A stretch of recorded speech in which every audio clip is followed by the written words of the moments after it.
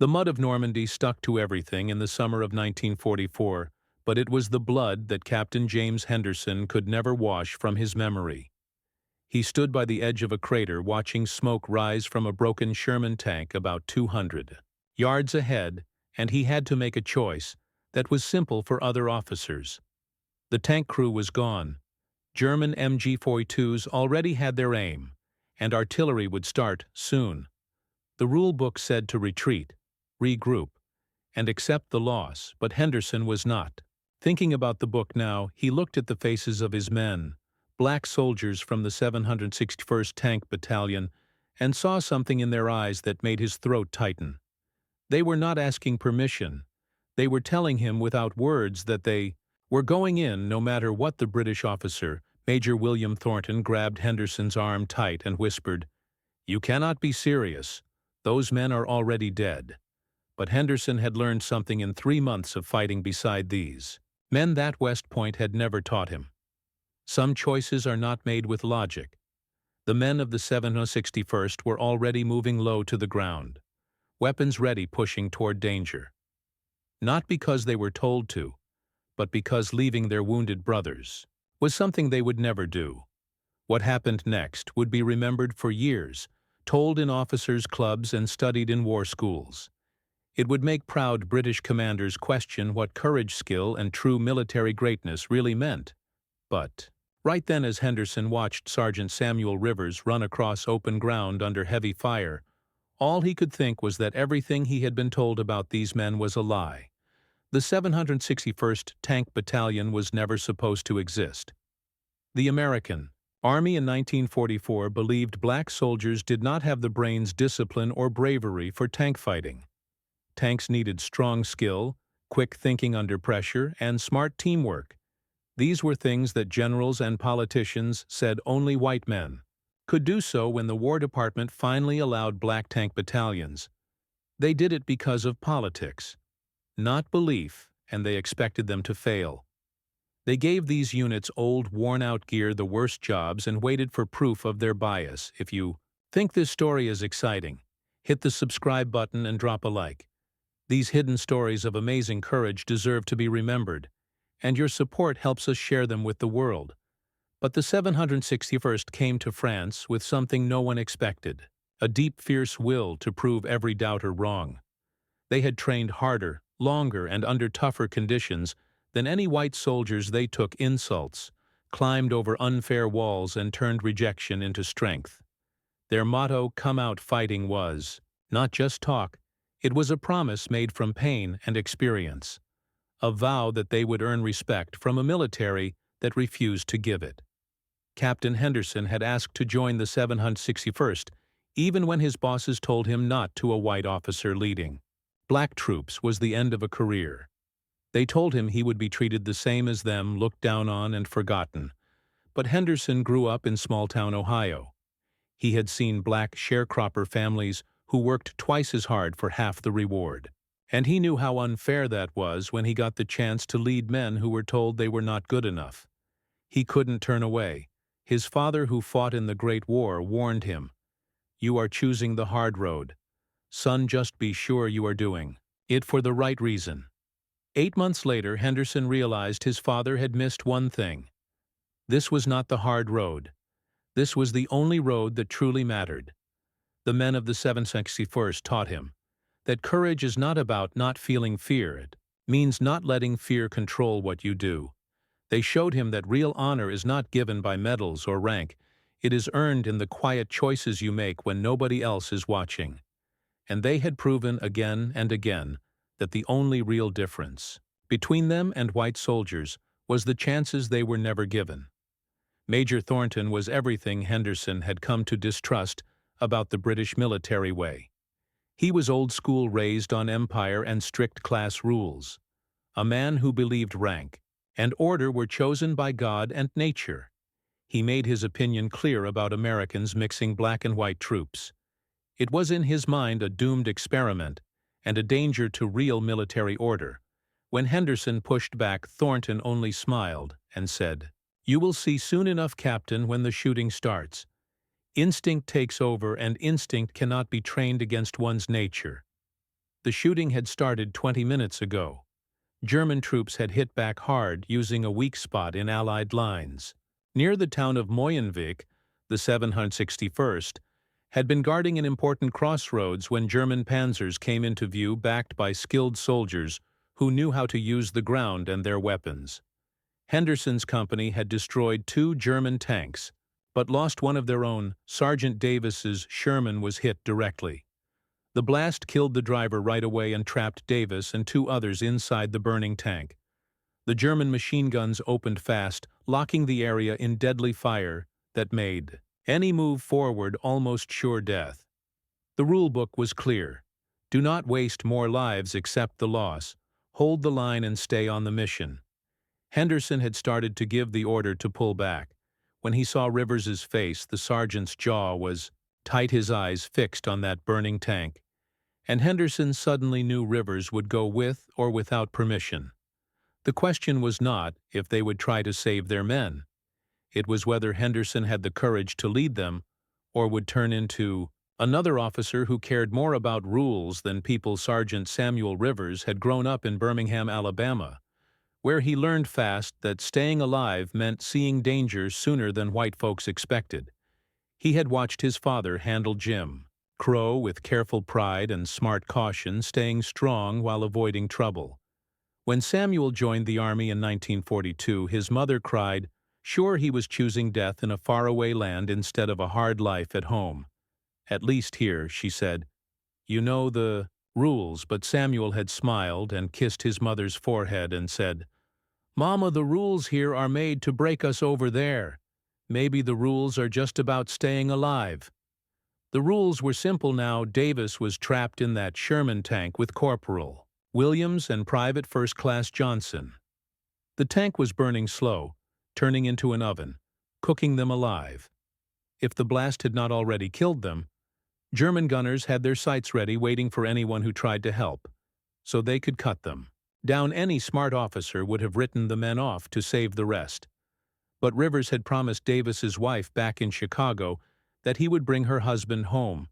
He had looked her in the eyes on their last leave before shipping out, and made a promise stronger than any military order.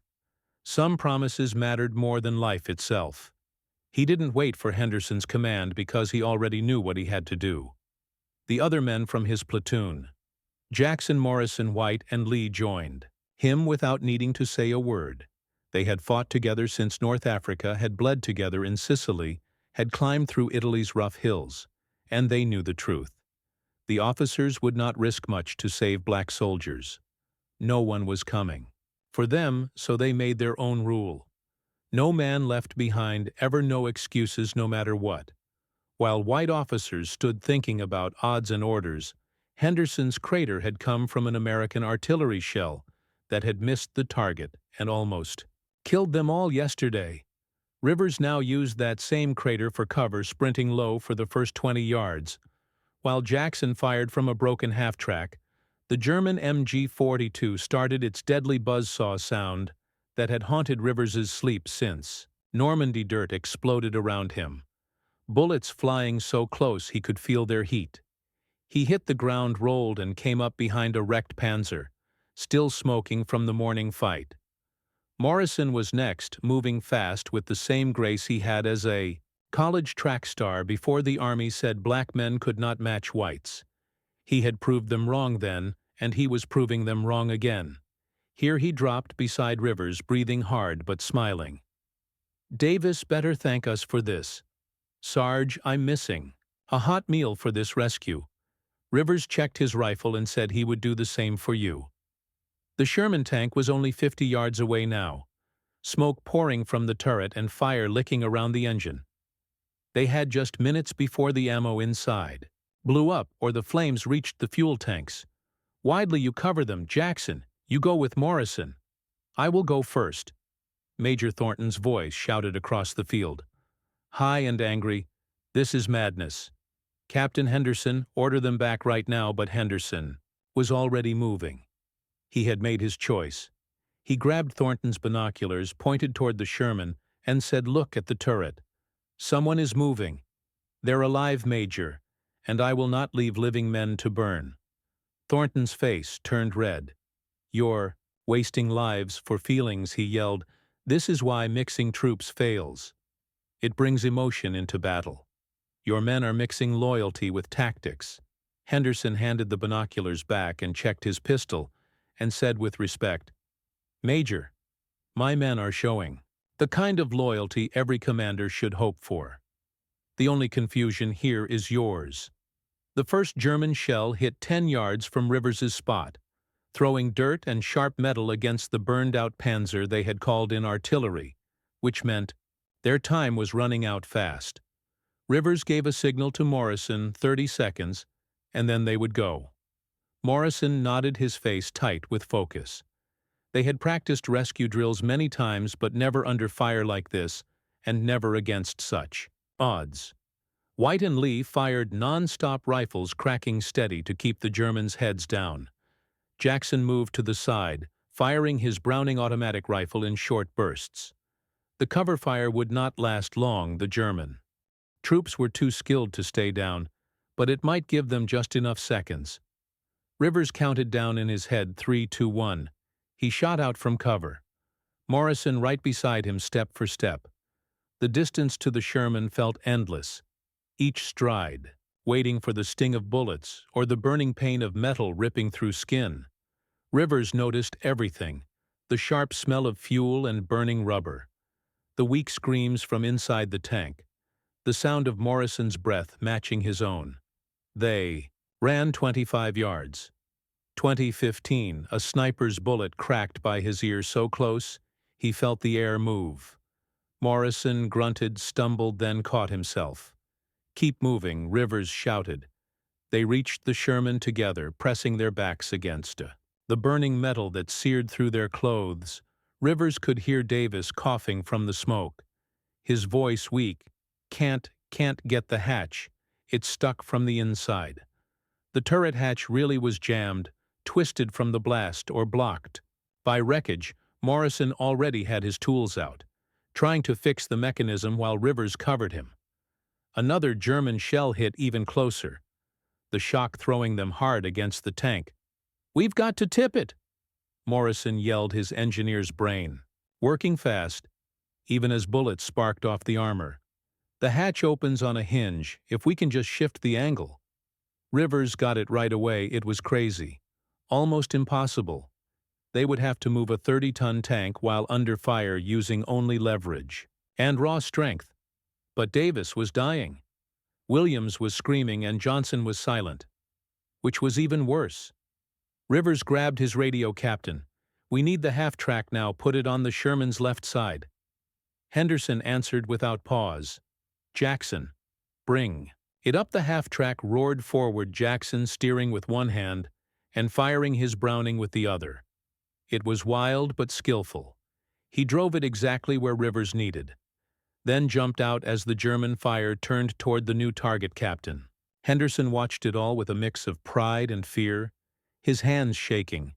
His men were doing something no manual had ever taught, no rulebook had ever planned. They were going to use the half-track like a lever to push the Sherman just enough to free the jammed hatch. It broke every rule of armor mechanics, risked crushing the men they were trying to save, and demanded timing so perfect one mistake could kill them all. Major Thornton was silent now. The British officer just stood there frozen, his face showing shock, disbelief, and something else that almost looked like respect. Thornton had served 30 years, led men across the empire, and seen bravery in many shapes. But this was different. This was courage, not born from training or orders, but from a bond born in fire, from being told they were worth less, from being treated like cannon fodder, and deciding the only answer was to prove their worth by valuing each other above everything else. Rivers and Morrison lined up the half-tracks, front bumper against the Sherman's track system, searching for the perfect spot to push, without flipping the tank. German gunners now understood what they were trying to do, and poured fire into their position. Bullets screamed and sparked around them, a storm of metal that should have killed them right away. But White and Lee had better cover now. Their shots were sharp and steady, forcing the Germans to fire wildly without aim on my mark. Rivers yelled his voice, cutting through the chaos. Morrison sat at the half-track's controls, ready to slam the engine in reverse. Jackson took his place to push from the other side. It was almost hopeless with the weight difference, but every bit of help counted. Rivers grabbed the Sherman's track, the burning metal searing his hands, even through the glove's mark. He shouted, the half-track roared, Morrison hit reverse dirt, and smoke flew. Jackson strained veins standing out as he pushed with all his strength, and somehow unbelievably the Sherman moved just a few inches, enough to shift the jammed hatch. Rivers climbed up the hot armor. His hands blistering, he grabbed the hatch handle and pulled with strength. He didn't know he had it burst open, and thick, black smoke poured out, blinding him. He didn't stop. He dove into the burning tank, feeling his way through the smoke until he found Davis, the sergeant barely awake, clothes smoldering, face dark with soot. "Got you, brother," Rivers whispered, pulling him toward the opening. Morrison reached down, grabbing Davis and dragging him out. Williams followed, crawling on his own, coughing and gagging, but Johnson was trapped under debris, not moving, maybe gone. Rivers went back inside. Henderson watched him vanish into the fire, and his heart froze. No one could live in that furnace. The heat had to be hot enough to burn flesh from bone. But Rivers came out just seconds later, carrying Johnson's body across his shoulders, moving like a machine past all pain. He fell from the burning tank, and Morrison caught them both. Then they were all running, stumbling, dragging each other back toward friendly lines. German artillery, locked in the first shell, hit the Sherman dead on, blowing the tank apart in a fireball that lit the whole field. The second hit, right where the half-track had been, leaving a crater big enough to swallow them if they'd been slower. Henderson yelled for medics, for covering fire, anything to save his men. Major Thornton ran too, leaving his cover to help pull the wounded, his calm officer look gone after what he'd seen. They all dropped behind friendly lines. A pile of burned clothes, blistered skin, and heavy-breathing medics rushed in, fast checking wounds. Davis was alive, barely, but alive. Williams had second-degree burns and a broken arm, but he'd be fine. Johnson was out cold from smoke and had bad inside injuries. Maybe he'd live, maybe not. Rivers's hands were destroyed, skin burned and peeling. Morrison had shrapnel in his leg. He hadn't even noticed till his adrenaline faded. Jackson couldn't hear out of one ear from the gunfire. White and Lee somehow had only small cuts. Henderson knelt by Rivers, unable to talk. The sergeant's face showed pain, but he didn't let it show, sir. Rivers rasped through the smoke. "We got them all, every single one." Henderson just nodded. Couldn't trust his voice behind him. Thornton spoke softly into a radio. "Yes, I saw it myself. Black American soldiers from the 761st Tank Battalion refused to leave their wounded behind, saved everyone, even when every rule said they couldn't." The British major ended his call and walked up to Henderson, his face pale, his hands shaking. "Captain, I owe you an apology. I owe all of you an apology for what I saw today." He stopped, searching for words. "I've served with the best regiments in the British Army. The Coldstream Guards, the Grenadiers men, from families with long, proud military service stretching back hundreds of years. I have never, and I mean never, seen courage this strong, not once, not anywhere." Henderson looked at him and said with respect, "Sir, you have seen it before. You just didn't look in the right places." Thornton nodded. "You're right. My own bias kept me blind to the truth. These men showed something I thought only belonged to." He stopped, not wanting to say the rest. Rivers spoke from his stretcher. "It's not about courage, Major. It's about not being able to live with yourself if you don't try. We know how it feels. To be left behind, to be told we don't matter, to be treated like we're nothing. So we made a promise. We don't do that to each other ever. No matter what command says." His words hung heavy in the air, like a quiet truth showing how badly the system had failed them. Thornton looked at Rivers, then at Morrison, Jackson, White, and Lee, really seeing them for the first time not as black soldiers or some test of integration, but as real warriors who had beaten every limit people tried to set on them with their will and loyalty. He stood tall and saluted a British major, saluting an American sergeant, breaking all rules. But it felt right. Henderson watched as his men were lifted into ambulances. Davis gave a weak thumbs up before being taken away. Rivers refused pain medicine until everyone else was cared for, and Henderson knew he was seeing something history would study later, something that proved what true greatness meant. The 761st Tank Battalion wasn't just as good as white soldiers. They were better not because of gear or training, but because of their bond that nothing could break the field. Hospital at Château-sur-Celle smelled like medicine blood, and the sickly sweet smell of infection that haunted every doctor. Henderson sat outside the surgery tent where doctors worked on Johnson, whose inside injuries were worse than they thought. Morrison was already in recovery, his leg wound cleaned and stitched. Davis had been made stable, though his burns would need special care back at a safer hospital. Rivers's hands were wrapped so thick he looked like he was wearing boxing gloves, and the doctors warned he might never move them the same again. News of what happened spread fast through the Allied lines, growing bigger and wilder each time it was told. By evening, Henderson was answering questions from officers he had never met, and reporters who could smell a powerful story. Even a colonel from Supreme Headquarters showed up to check if it was really true. The colonel from Virginia spoke in a thick Southern accent and sounded almost angry. "So you're telling me black tank soldiers pulled off a rescue under fire that would be tough even for combat engineers?" Henderson looked him straight in the eye. "I'm telling you, men from the 761st Tank Battalion risked and nearly gave their lives to save their brothers. They showed smart thinking, bravery, and teamwork that would make any army proud, no matter the color of its soldiers, sir," he said, the last word with just enough bite to stay respectful. The colonel's jaw clenched, but he said nothing more, just wrote notes. "Major." Thornton had moved into Henderson's tent, which surprised him. The British officer had asked to stay with the 761st to observe. But Henderson guessed the truth. He was rethinking everything he'd ever believed about soldiers and race. The major had spent 3 hours writing a long report about the rescue with exact details, ending with ideas that would have shocked him the day before. "They'll ignore it," Thornton said quietly, watching Henderson read. "My commanders will file it away and go on thinking integration is politics, not something the Army really needs, just like yours." Henderson nodded.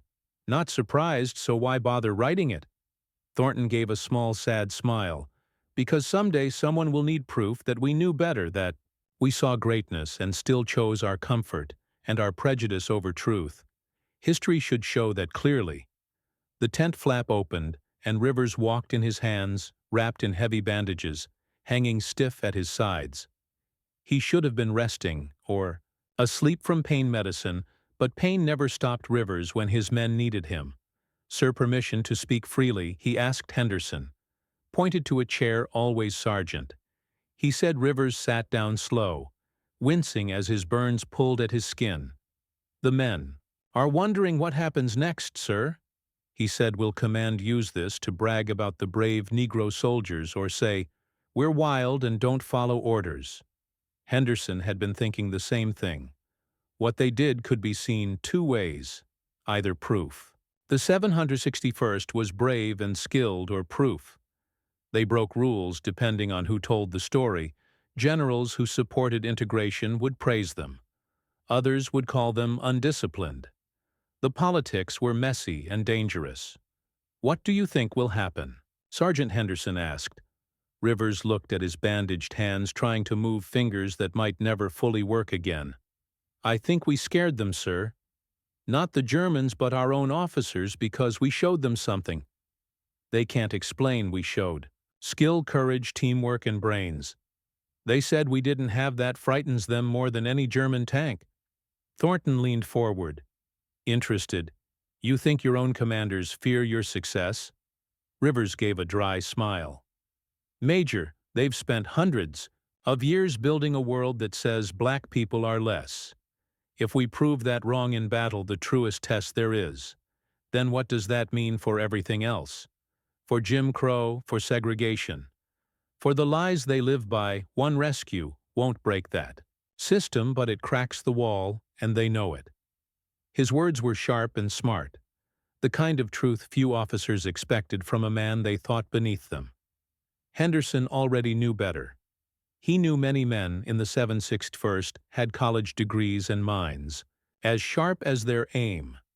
Many men in the 761st were college graduates, skilled workers and smart thinkers whose talents had been wasted back home just because of their skin color.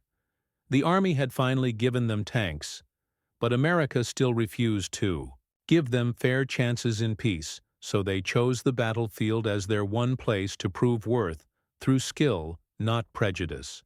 Loud voices outside the tent broke their talk, boots splashing in mud. Someone arguing with authority. Henderson stepped out and saw two military police trying to arrest Jackson, who stood firm, arms crossed, jaw tight. "What's going on here?" Henderson demanded. The lead MP, a hard-eyed sergeant with a thick Georgia drawl, said, "Sir, this Negro hit a white soldier we have. Witnesses were taking him to the stockade." Jackson's voice was calm, but his anger showed through. The soldier called Davis a coward. "Sir said he faked being trapped. I corrected him with my fist." The MP smirked. "There it is," he said, a confession. "Captain, we'll take him now." Henderson felt fury rise inside him. "Sergeant, you'll do no such thing," he said. "Private Jackson is a decorated soldier who fought under my command less than 12 hours ago. He's not leaving here." The MP's face darkened. "Sir, rules are rules. Assault by a Negro." Henderson cut him off. "Those rules are for base duty, not for an active battle zone. Jackson's crew has destroyed 17 enemy vehicles in the last month, and today he helped save men and tanks. From certain loss, you want to arrest him. You'll have to go through me and then explain to General Patton why you weakened frontline armor in the middle of an offensive." The name Patton had the effect Henderson wanted. Everyone knew the general cared more about winning battles than about race or politics, and he personally requested the 761st for this front. The MPs looked at each other, realizing they might be in trouble. The senior sergeant tried again. "The white soldier has people who saw it, sir. This can't just be ignored." Thornton stepped up, his British voice, and the major badge on his uniform made everyone listen. "Sergeant, I saw what Private Jackson did today. I saw him stand out in open fire to help save American soldiers. I will tell everyone myself that he is brave and follows orders. If you still want to charge him, then make sure your white soldier witnesses are ready to say why they were hiding instead of fighting." The warning was clear. Make this official, and it will look bad for everyone. The MPs stepped back, talking softly about rules and reporting to their boss. Henderson waited until they left, then looked at Jackson. "Private, did you hit him?" Jackson said, "Yes, sir. Hard. He's got a broken nose, maybe, even a hurt eye." Morrison, who had walked from the medical tent to see what happened, gave a low whistle. "Dang, Jackson. One punch." He disrespected Sergeant Davis. Sir Jackson said, "He said things that no man should say." Henderson understood what that meant in a world where black soldiers got no fair treatment, where they were insulted every day. Sometimes they had to show strength with their hands. The white soldier thought Jackson was someone he could bully, but Jackson showed him he was wrong. Henderson said slowly, "I'm not going to make you say sorry, but I will write this down as something caused by stress from battle, which is true. You just pulled 3 men from a burning tank while the enemy was shooting. Anyone would be upset, but that report will need a witness note from Major Thornton and me." Thornton understood right away, "Captain. I remember Private Jackson looking shaken and upset after the rescue. Those are normal signs of stress from combat. The fight was sad, but it makes sense for what just happened." Jackson's face stayed calm, but Henderson could see in his eyes that he was thankful. They were breaking rules, making up a story to protect Jackson. A story that might not hold up later but would give them time and confuse things enough to stop trouble for now. It was the kind of cover white soldiers got all the time, but now it was being given to a black private who had done nothing wrong except stand up for the respect he had earned with his blood. 3 days later, the German counterattack came at dawn, when everyone thought both sides would rest and regroup. But the Germans were not following any rules anymore. They were desperate and fighting to survive, not to win new land. They had learned to attack fast wherever the Allies looked weak. The 761st had been pulled back to rest and fix their tanks after the rescue mission, but that short break ended fast when German shells came screaming through the morning fog. Henderson jumped up from his bed as blasts shook the whole camp. The Germans had snuck close enough to use Panzerfaust's small rocket weapons that could destroy a tank with one shot. 2 Sherman tanks were already burning the crews running for safety, while German soldiers fired at them from close range, even throwing grenades. It was a perfect surprise attack, the kind only tough and smart veterans could pull off. The Americans were caught unready. Rivers ran up beside Henderson, his hands still bandaged but holding a Thompson gun. The doctors had told him not to fight again, that using his hands could cause real nerve damage, but Rivers had clearly decided that fighting now was more important. "Captain, they're trying to come around from the east, Morrison's, setting up a counterattack, but we don't have enough officers since Lieutenant Crawford got hit by shrapnel." Henderson thought fast. Crawford was their only other platoon leader, and with him down the next in line were the sergeants who weren't supposed to give orders. But Henderson already knew the 761st sergeants were smarter in battle than many officers he'd met. "Tell Morrison he's in charge. Follow the normal counterattack plan. I'll call battalion for artillery backup." Rivers nodded and ran back into the fight.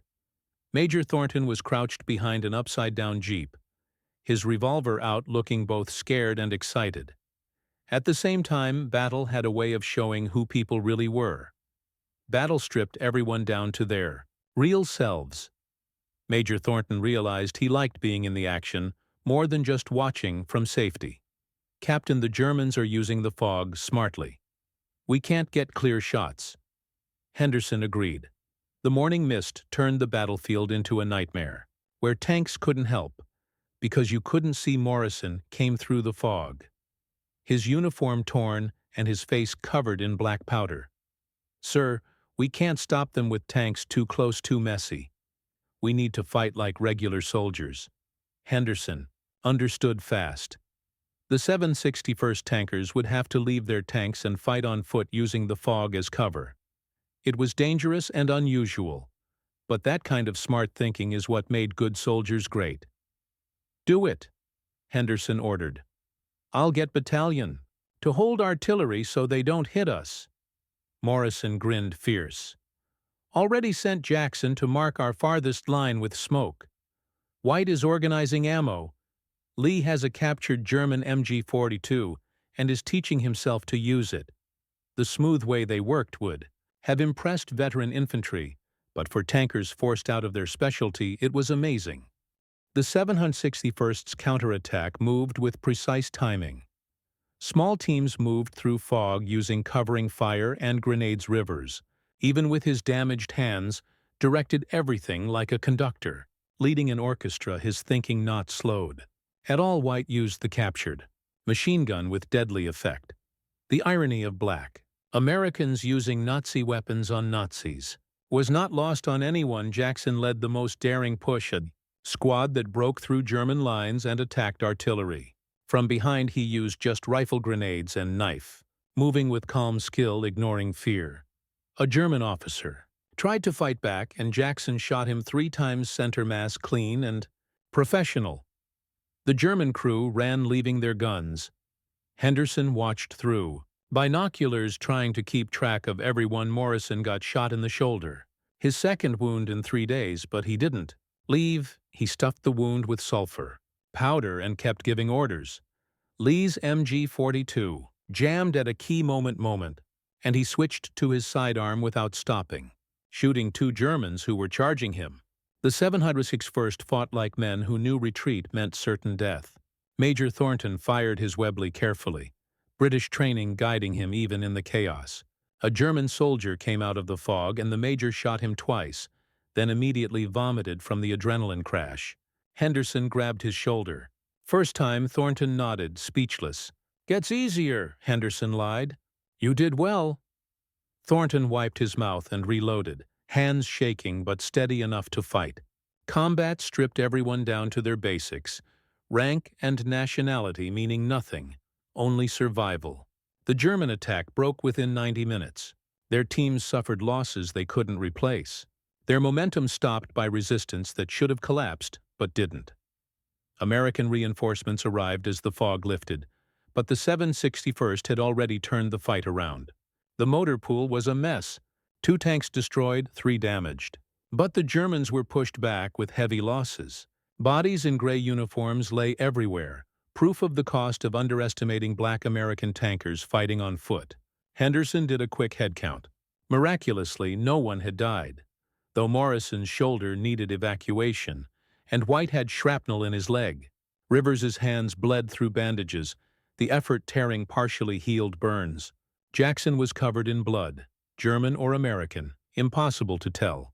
Lee was laughing wildly, holding the captured MG-42 like a baby, adrenaline making him giddy. The 761st had held their ground.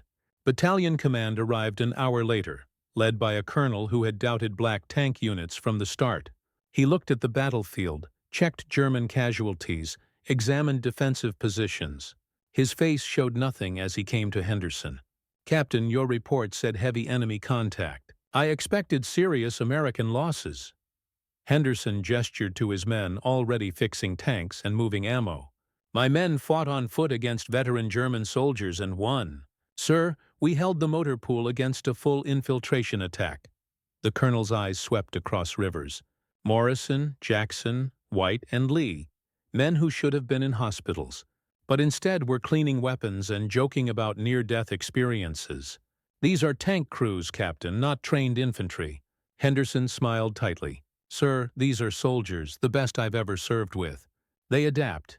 They improvise. They overcome. Race has nothing to do with it. Courage and competence do." The colonel studied Henderson for a long moment. "You've gone native, Captain. That's what they'll say about you back home. That you've become too sympathetic to Negro concerns." Henderson shrugged. "Sir, I've become sympathetic to military excellence wherever I find it. If that makes me unsuitable for post-war service, I'll accept those consequences." The colonel nodded slowly, something like respect flickering across his face. "Write your after-action report, Captain. Make it detailed. I suspect this engagement will be studied for years." Major Thornton's transformation was complete by the end of that week. The British officer who had arrived spouting empire rhetoric about racial hierarchies had been replaced by someone who'd seen his assumptions shattered by reality.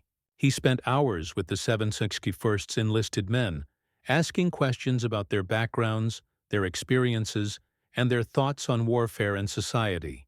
The tankers, suspicious at first, gradually opened up to this unlikely aristocrat who genuinely wanted to understand rather than judge. One evening, Thornton sat with Rivers near a campfire, sharing cigarettes and conversation. The sergeant's hands were healing slowly, the doctors now optimistic he would retain most functionality. "Tell me something, Sergeant," Thornton said. "What do you fight for?" "Not officially. I know the propaganda about defeating fascism, but personally, what keeps you going?" Rivers considered the question, watching smoke curl into the dark sky. "I fight so my son never has to, so he grows up in a world where his skin color doesn't determine his ceiling." Thornton absorbed that. "You have a son?" Rivers pulled out a photograph, creased and worn from months in his pocket. A young boy, maybe 6, grinning at the camera. "Marcus. He's 7 now, smart as hell, loves mathematics. Back home he's limited to colored schools with hand-me-down textbooks and teachers who aren't paid enough to care. But he's brilliant, Major. Given opportunity, he could be anything. Engineer, doctor, scientist. I fight so opportunity becomes possible. And if you don't survive? Thornton asked quietly. Rivers's smile was sad but determined. Then at least I tried. At least Marcus knows his father believed in something worth dying for. Maybe that example matters more than my survival. Thornton found himself blinking back unexpected emotion. He'd spent 30 years in an army that promised glory and honor, but had never shown purpose with such clear meaning. Rivers was fighting not for abstract ideas like patriotism or duty, but for real change his son and others could benefit from. Morrison joined them, his shoulder freshly bandaged, arm in a sling. The corporal had refused evacuation again, saying his crew needed him more than rear hospitals did. Major, you ever wonder why we're so good at this? He gestured at the tank positions, the defensive perimeter, and the smooth efficiency of the 761st's operations. It's because we've been preparing our whole lives. You learn to read people when being wrong can get you killed. You learn to improvise when resources are denied. You learn to trust your brothers completely because society sure won't protect you. Jackson approached, carrying coffee in battered tin cups. He had been cleared of assault charges after Henderson and Thornton stepped in. The white soldier decided pressing charges wasn't worth the attention it would bring. Major, can I ask you something? Why'd you stick up for me? You could have let the MPs take me. Would have been easier for you. Thornton sipped his coffee, choosing words carefully. Because I watched you fight, Private. I watched you risk everything for comrades society says aren't worth saving. And I realized I'd spent 3 decades serving with men who claimed honor, but rarely showed it. You showed me what honor really looks like. I couldn't betray that. The firelight danced across their faces, black and white, American and British, officer and enlisted. Lines that should have been uncrossable felt fragile in that moment. Arbitrary divisions exposed as social rules, not real laws. White appeared from the darkness, limping slightly from his shrapnel wound, carrying a bottle of captured German schnapps. Gentlemen, I propose a toast to surviving impossible odds and proving all the doubters spectacularly wrong. They passed the bottle around, each taking a pull. The schnapps was harsh and sharp, but warming. Rivers raised it high. To the 761st, come out fighting and never leave anyone behind, Morrison added. To officers brave enough to lead us, not just give orders. Jackson grinned. To British majors who learn faster than American colonels. Thornton laughed, surprised at how relaxed he felt in this unusual group. To men who've taught me more in 6 months than 30 years in the army, he added. Henderson came out of the command tent, finished with his paperwork, and was immediately pulled into the circle. Someone handed him the schnapps, and he drank without hesitation. Sir, Rivers said, the major wants to know, what do you fight for? Henderson looked around at the faces of his men. I fight because someone needs to remember. Someone needs to record what you've done, what you've survived, what you've proven. So 50 years from now, when people try to erase your story or say you weren't good enough, there's proof that says otherwise. The fire crackled. In the distance, artillery rumbled. Someone else's battle. Someone else's nightmare. Here, in this small circle of soldiers who'd fought together, the lines dividing the world felt smaller than the bonds that connected them. Thornton felt something change in his chest, a shift in beliefs he'd held since he was a boy. These weren't weak soldiers needing guidance. They were extraordinary warriors who'd beaten obstacles he couldn't imagine. When this war ends, Thornton said slowly, I'm going to write a book about what I've seen here, about the 761st, but also about why racial hierarchies in the army are wrong. It might make me unpopular back home. The Empire doesn't like being challenged, but someone has to say it. And I've seen enough to speak honestly. Rivers nodded. Make sure you tell the truth, Major. The whole truth, not a cleaned-up version. The conversation turned lighter. They talked about girls they missed, the food they longed for, and dreams for peace that felt far away. Morrison wanted to open a garage and build something, lasting with his mechanical skills. Jackson wanted to finish his engineering degree to show intelligence isn't about skin color. White planned to teach, to help young black kids see that Jim Crow didn't define them. Lee had simpler dreams, a house, a wife, kids growing up without fear. Henderson listened, feeling the heavy weight of responsibility. These men deserved the futures they imagined. They'd earned it with blood, courage, and excellence against impossible odds. But he also knew the America waiting for them might not care about their heroism or bravery. They would come home to the same segregation, the same limits, and the same denial of chances. Henderson felt anger tight in his chest. Thornton read his thoughts. The world they are returning to will not be ready for them. Henderson nodded. No, it will not. But maybe they will be ready to change it. They proved they can beat anything. Jim Crow does not know what is coming. Rivers smiled fierce. The war taught us we are as good as anyone, better than most. That truth does not go away when we take off the uniform. The bottle went around again. The fire burned lower, stars came out bright and uncaring around them. The camp settled into nightmen walking guards, mechanics fixing tanks, wounded men sleeping. The 761st Tank Battalion bloodied but unbroken, preparing for tomorrow and dreaming of peace. The big breakthrough came in November when the 761st joined Patton's push toward the Saar River. The Third Army commander had asked for them after reading Henderson's report and hearing battle rumors about what they could do. Patton was many things, loud, proud, and politically old school. But he was practical. He used soldiers who could kill Germans well, and did not care about race. The job was honor, and a death sentence. Patton's moves were fast hit hard, and accepted losses as the cost of keeping up speed. The 761st would lead attacks, take the first shock, and keep pressure, even if many men were lost. This was the kind of fight that would prove them or destroy them. Rivers, Morrison, and the others knew what that meant. This was their chance to be undeniable. The first fight was at a small French town. Henderson never learned the name. German forces had strong defenses. Veteran panzer, grenadiers, and anti-tank guns set up in a network that should have taken days to break. Patton gave them 4 hours. Take that town, captain, and I will recommend decorations for every man. Fail, and I will find crews who can do it. Henderson called. His officers, few were left after months of fighting, and told them Patton's order. The answer was the same: they do it or die trying. Morrison, with his shoulder barely healed, volunteered for the most dangerous route Jackson insisted on leading. The infantry support White wanted point, even though his legs were still getting better from shrapnel. These men had moved past being careful. Proving themselves mattered more than staying safe. The attack started at dawn with a short, light artillery barrage that barely did anything. The 761st's Shermans moved forward straight into German fire that was fast and precise.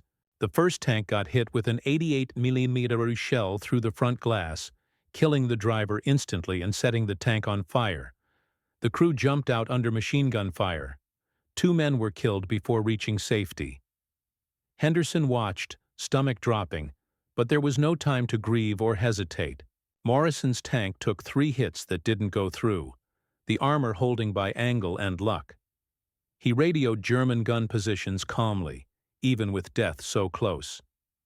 Jackson's infantry group was pinned by crossfire from buildings, German snipers shooting anyone who moved.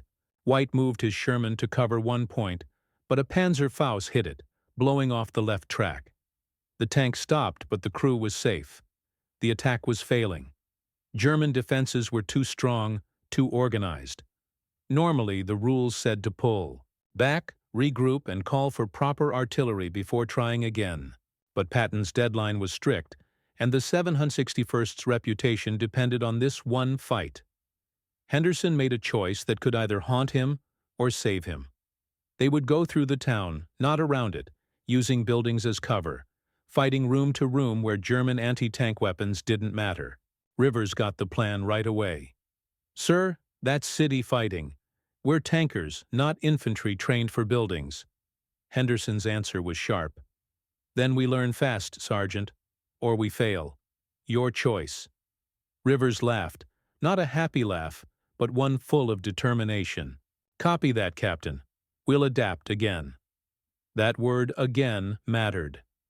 The 706th had been adapting since the start, finding solutions the army thought would defeat them. The attack started with White's stuck Sherman giving covering fire while Morrison's tank smashed through a building wall, using its 30 tons as a battering ram. German soldiers inside panicked, unprepared for tanks in buildings. Jackson's infantry went right behind, clearing rooms with grenades and close-range rifles. It was brutal, messy, terrifying, and it worked. The German defense was built for normal attacks and couldn't react fast enough. Rivers led his crew into the center of the town, moving through streets full of rubble where danger could be around every corner. They used the Sherman tanks to smash walls, opening new firing angles and destroying German strongpoints with sheer force. A Panzerschreck team tried to ambush them from a second-story window, but Rivers's gunner fired a 75mm round straight through the building, collapsing it completely. Their improvisation and power worked perfectly. German resistance fell apart as the 701st pushed deeper. Isolated German positions fought hard but couldn't work together. Communication lines were broken by the unusual attack. Henderson moved with Jackson's infantry, carbine ready, fighting instead of staying safe. He kicked open a door and found 3 Germans trying to set up a machine gun. The fight lasted 3 seconds. 2 Germans were dead, 1 surrendered with hands up. Major Thornton had begged to join the attack, and Henderson had agreed. The British officer used borrowed American gear, his Webley replaced with an M1 Garand, and moved through the town with growing confidence. Decades of theory were finally tested in real combat. A German soldier came out of a cellar, and Thornton shot him without hesitation. The hesitation he had during his first kill was gone. Combat was teaching him both skill and the horror of war. The town was taken in 3 hours and 40 minutes, beating Patton's deadline by 20 minutes. The 761st lost 6 men killed and 14 wounded. Painful, but expected in such hard fighting.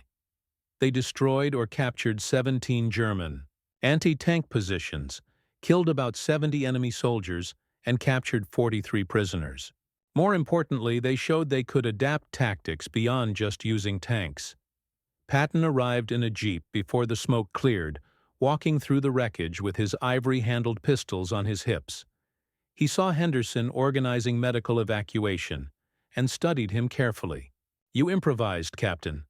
Tank doctrine doesn't cover city fighting." Henderson held Patton's gaze. "Sir, tank doctrine is for open ground. We had to adapt to survive." Patton paused for 3 beats, then grinned fiercely. "Outstanding work, Captain. Your men fought like true warriors. I'm recommending the 701st for a Presidential Unit citation, and I'll personally make sure every soldier who fought gets recognition." He spoke loudly so nearby tankers could hear. "You've shown that courage and skill don't care about race. Anyone who says otherwise can answer to me personally."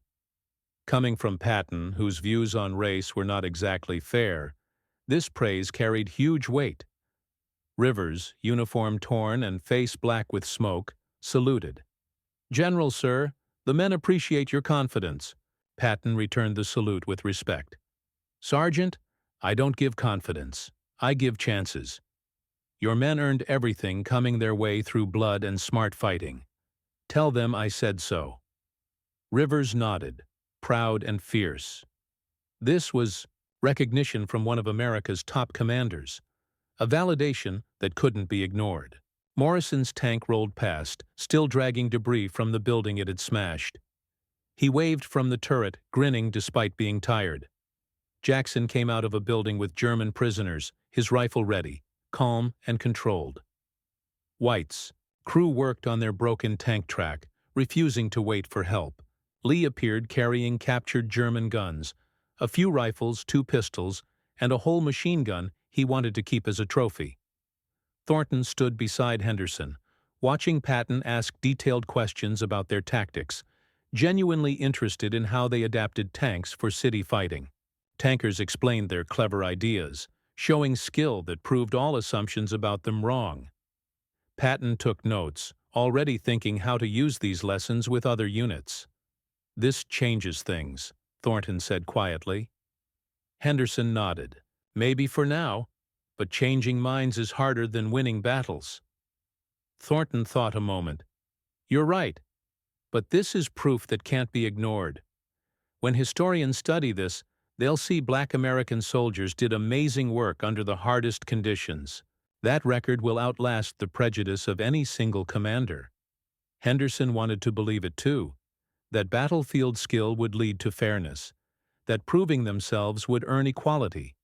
But he knew America, had seen how easily white society ignored inconvenient truths. Still, Thornton's hope was honest, and Henderson didn't have the heart to crush it. The captured town became a temporary base while Patton's army got ready for the next attack. The 761st spent 2 days resting, fixing broken tanks, and replacing lost equipment. Morrison finally had to leave for treatment when his shoulder wound got infected. The doctors threatened him with court-martial if he refused. So he left, promising to come back soon, though everyone knew it would take longer. Rivers's hands were healing better than expected, and the doctors now thought he would have full use of them. He spent hours training new replacement soldiers, showing them how things worked. These fresh soldiers looked up to the veterans of the 761st with near awe. They had already heard the stories about the daring rescue and the fight in the town, which had become legendary in Third Army gossip. December brought snow and freezing cold that made everything harder. The 761st kept moving deeper into Germany, part of Patton's fast attacks that didn't stop for winter. Henderson watched his men deal with blizzards, frozen tanks, and a desperate enemy. Every task, starting engines, loading weapons, staying alive, was harder than ever. Then the Battle of the Bulge started in mid-December. Hitler's last big attack surprised the Allies, causing chaos across a 100-mile front. The 761st rushed north through snowstorms so thick they could barely see. They arrived to find Americans, units retreating and German tanks advancing fast, with confusing conditions making organized defense almost impossible. Henderson's company was sent to hold a crossroads near Bastogne. Their position was terrible. Flanks exposed, not enough support, and the enemy outnumbering them 3-1. Any normal military officer would have called it a suicide mission. Rivers listened, nodded, and started positioning his tank. "Sir, we've held worse positions. At least here, no one is questioning if we belong." That night, the German tanks attacked, coming out of the darkness with infantry close behind. The 761st was ready and engaged them immediately. The battle raged at distances where it was hard to tell friend from enemy. Soldiers relied on gun flashes and instinct to pick targets. Jackson's tank was hit first. A shell went through the turret and killed his gunner instantly. Jackson was wounded too, but refused to leave, staying in command even in shock and grief. His voice over the radio stayed steady. White's Sherman destroyed 3 enemy tanks quickly, his crew working like a machine, loading, aiming, and firing over and over. The rhythm of survival under fire from all directions. A German Panther tank came close, and White's gunner didn't hesitate, firing a shot that bounced through the tank and exploded it, lighting up the night. Rivers's tank was everywhere, constantly moving to cover weak spots in their line. He anticipated German moves like he could read the battle before it happened, using pure instinct beyond normal military rules. When German infantry tried to sneak through a wooded area, Rivers's machine guns cut them down before they could launch anti-tank rockets. Lee's crew ran out of armor-piercing shells and switched to high explosives hitting German soldiers and soft vehicles. It wasn't ideal, but it worked. Lee was wounded by shrapnel but stayed at his post, bleeding from his leg while directing fire. Henderson tried to order him to the medics, but Lee swore creatively and kept going, making the captain laugh despite the chaos. Major Thornton fought alongside American infantry. His British uniform made him a target for Germans who thought he was an important officer. He got 3 small wounds that bled, but didn't stop him. He seemed almost disappointed. They weren't worse. The major had become addicted to combat, preferring life-or-death clarity to peacetime politics. He killed efficiently and without hesitation. By the end of the 14-hour battle, German forces had attacked in endless waves. The 761st had fought relentlessly, burning through every attack. The 761st burned through ammunition at shocking rates, yet kept perfect firing discipline, taking heavy casualties hour by hour. By dawn, they'd lost 4 tanks destroyed and 2 more badly damaged. 11 men were dead, 23 wounded, but they held the crossroads, destroyed 17 German tanks, and killed about 200 enemy soldiers. American reinforcements arrived with daylight, regular Army units sent to stabilize the line. They found the 761st still in place, tired, bloody, but unbroken. A white lieutenant colonel walked the battlefield, seeing destroyed German vehicles and tanks, the chaos of the fight, and approached Henderson with disbelief mixed with respect. "Captain, my intelligence said this position was overrun last night. You were written off as lost." Henderson pointed to his men already scavenging damaged tanks for parts and redistributing ammo. "Sir, we don't give up easy. The 761st has a reputation to keep."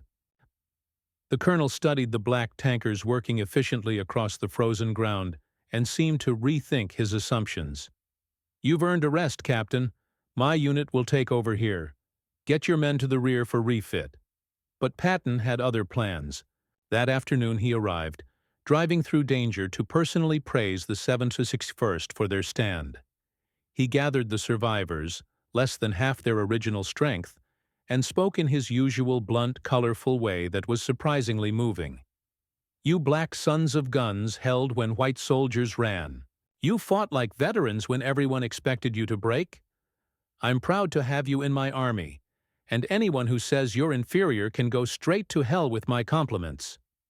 Rivers stood at attention despite exhaustion, his burned hands aching from 14 hours of holding the controls.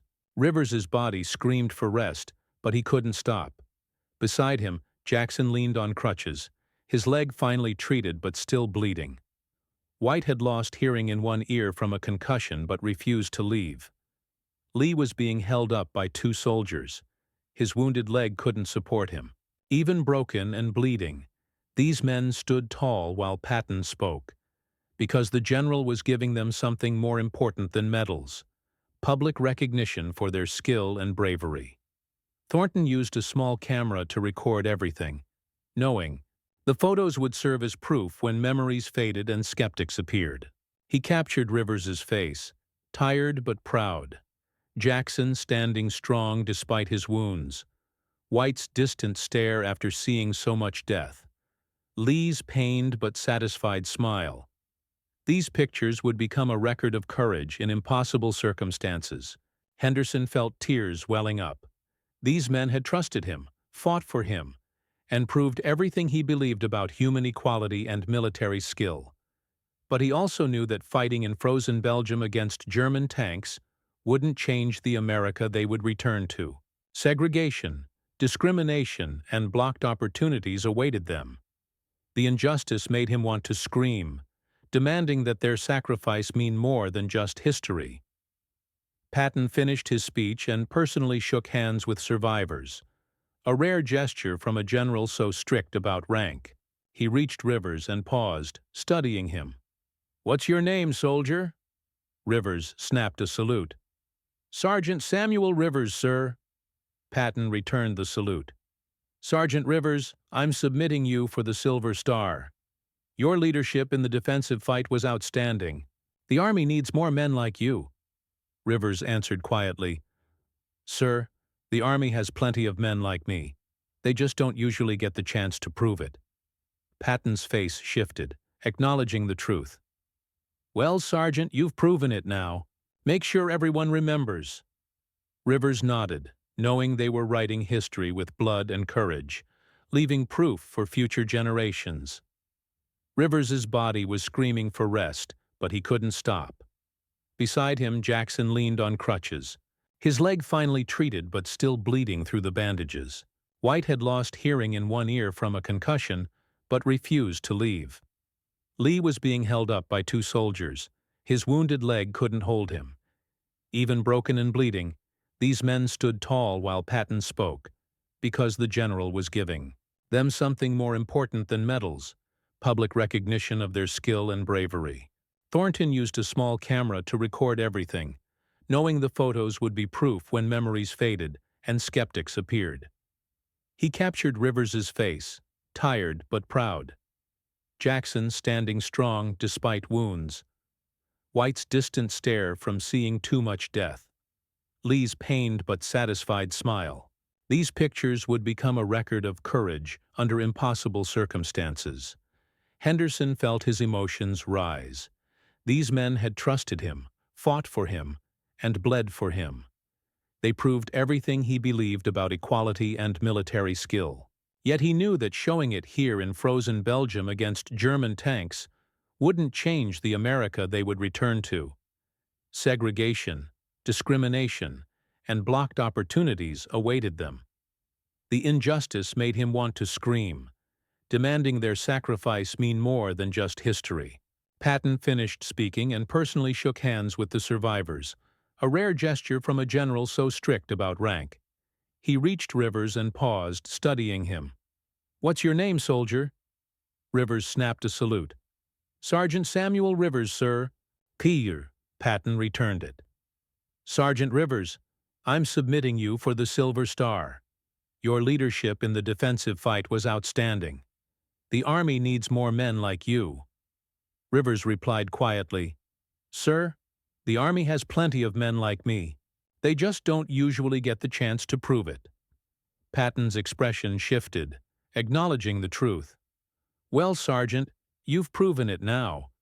Make sure everyone remembers." Rivers nodded, understanding. They were writing history with blood and courage, leaving proof for future generations. The fight wasn't just against Germans, but against ideas that denied their humanity. The 761st was taken off the front lines for rest and repairs. Their losses were too heavy to keep fighting. They went to a town behind the lines where they could eat hot food, get clean clothes, and receive medical care. Morrison came back to them there.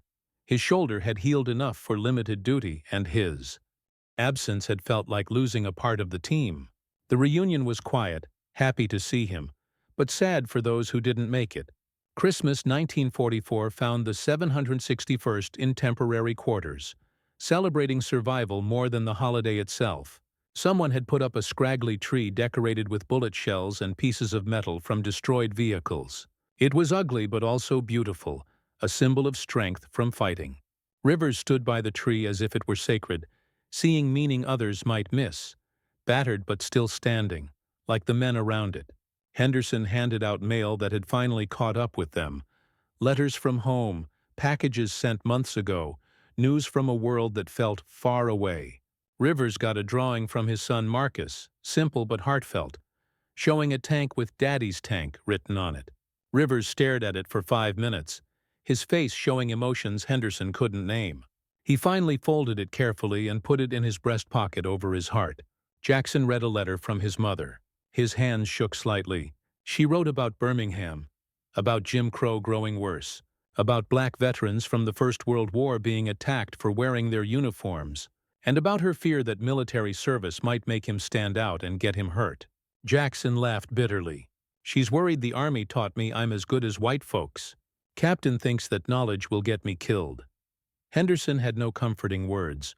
The woman's fears were real. White got news that his younger brother had died in the Pacific. A Marine killed taking an island Henderson had never heard of. The private sat alone, holding his grief inside, refusing comfort. Henderson understood. White was saving his pain for later, keeping it contained until he could allow himself to feel it. Survival demanded emotional control that civilians could never understand. Lee received a Dear John letter from his girlfriend, telling him she had found someone else. Someone there with her instead of fighting a war half a world away. The corporal reacted with quiet acceptance.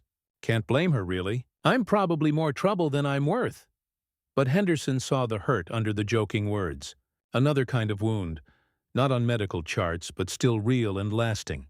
Major Thornton had orders to return to British command. His liaison with the 761st was done. He was supposed to leave immediately, go back to his proper British unit, and continue his career in the Imperial military. Instead, he sat with Henderson, drinking captured French wine, and admitted he was thinking about asking to stay longer with the 761st. "I've learned more in 6 months with your battalion than in 3 decades with the Guards, Captain. I'm not ready to go back to pretending those lessons don't matter," Henderson warned him. "They'll court-martial you, or at least end your career. The British military doesn't like officers who question racial hierarchies." Thornton smiled. "Then I'll have company and unemployment, won't I?" Henderson raised his glass. "You've already risked your post-war career by standing up for black soldiers. At least you'll have a clear conscience." Thornton clinked his glass. "Then may we never regret it." Their quiet celebration was broken by urgent orders. German forces were trying another breakthrough, and the 761st was needed immediately, even though they weren't fully rested or repaired. Henderson read the dispatch with a sinking feeling. His men had earned rest, deserved recovery, but the military demanded action regardless of individual needs. He gathered his surviving soldiers and delivered the news without sugarcoating it. "We deploy at dawn." "I'm sorry, gentlemen. I fought to get you more time," Rivers interrupted. "Sir, we're soldiers. We go where we're needed. Just promise us one thing." "Name it, Sergeant." "Promise that our story gets told. The rescues, the urban assault, the defensive fights, everything. Don't let us be just another note about black soldiers being limited or ineffective. We've proven otherwise. Make sure history records that." Henderson looked into Rivers's eyes and felt the weight of the request. These men knew they might not survive to tell their own story. They were asking him to be their voice, their witness, their proof that they mattered. Henderson nodded. "I promise, Sergeant, on my honor and my life, I promise that your courage will be recorded accurately." The words felt small compared to what these men deserved, but it was all he had, and it seemed to satisfy Rivers. The sergeant nodded once, taking the promise as a binding vow. The other men followed Rivers's lead: Jackson, White, Lee, Morrison, and the new replacements who already felt like veterans. They trusted Henderson to keep his promise. At dawn, the 761st moved toward Tillet, Belgium, where German forces had created a dangerous pocket threatening Allied supply lines. The 761st would take part in a counterattack to eliminate it, fighting alongside white units in an integrated operation that was still unusual enough to attract attention. Henderson wondered if success would push integration forward, or if failure would be used to claim that mixing races weakened combat effectiveness. The politics drained him, even as he knew they mattered. They engaged German forces under brutal conditions that made earlier battles seem easy. Snowstorms cut visibility to mere yards. Temperatures dropped so low that exposed metal froze skin on contact. Weapons jammed. Engines refused to start. Radios failed. But the 761st fought on, keeping the offensive moving when nearby white units stalled or retreated. Rivers's tank led every attack, his tactical instincts guiding action even when conditions should have made coordination impossible. The battle for Tillet lasted 3 days. The 761st repeatedly distinguished themselves. Morrison's crew destroyed 4 German tanks in a single engagement. Jackson's infantry element captured a German command post and secured critical intelligence. White's damaged Sherman provided covering fire while immobilized.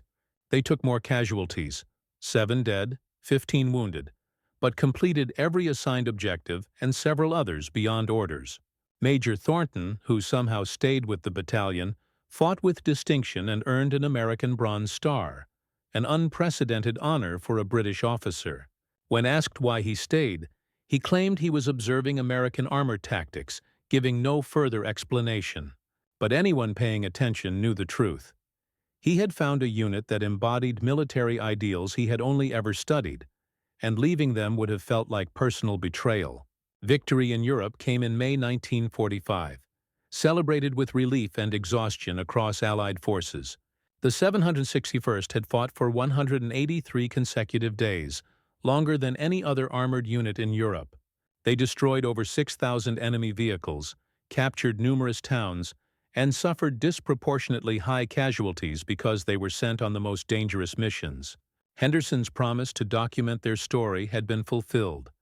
After-action reports, commendation letters, and records existed to show the world what the 761st had achieved.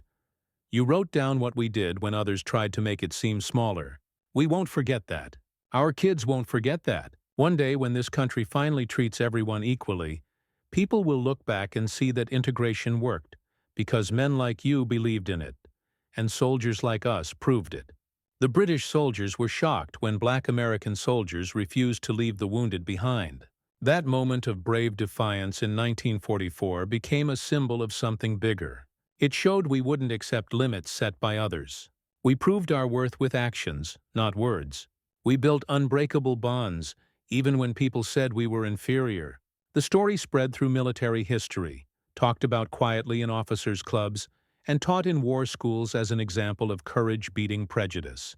Henderson went back to America expecting no attention. Instead, he had to speak before Congress about how integration worked in the Army. He wrote articles for military magazines and spoke to people who wanted to know how black tankers did so well. He never took credit for the 761st's success. That belonged to the men who fought and died proving themselves. But he kept his promise to tell their story right, even when others tried to ignore or erase it. Years later, the 761st Tank Battalion finally got the Presidential Unit citation they had earned many times over. It came too late for many. Rivers, Jackson, Morrison, and many others had already died waiting for recognition. But their children and grandchildren accepted the honor, keeping alive the story of men who never left anyone behind, who held impossible positions, and who proved that skill and courage had nothing to do with race.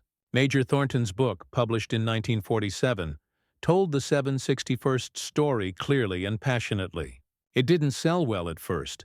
Post-war Britain didn't want to question racial ideas, but the book later became important for military historians studying integration and how soldiers fought effectively. Thornton never got a high rank in the Army. His career was limited because he worked with the 761st. He didn't regret it. He said over and over that seeing their courage was worth any problems he had. The moment when British officers watched Black American soldiers run into almost certain death to save wounded comrades became a symbol of something bigger. It showed that assumptions about people could be wrong. It showed that courage exists even in people who are treated unfairly. It showed that excellence can come from unexpected places. Those British officers went home different. Some, like Thornton, talked about how their views had changed. Others stayed quiet but never forgot what they saw. The men who were rescued, Davis, Williams, and Johnson, all survived and went home. Davis became a minister, teaching about the brotherhood made in battle. Williams opened a barber shop that became a meeting place for black veterans. Johnson, who had been unconscious during his rescue, spent years tracking down and thanking every man who saved him. Their survival proved Rivers and his team's decision was right. No man left behind, no matter the cost.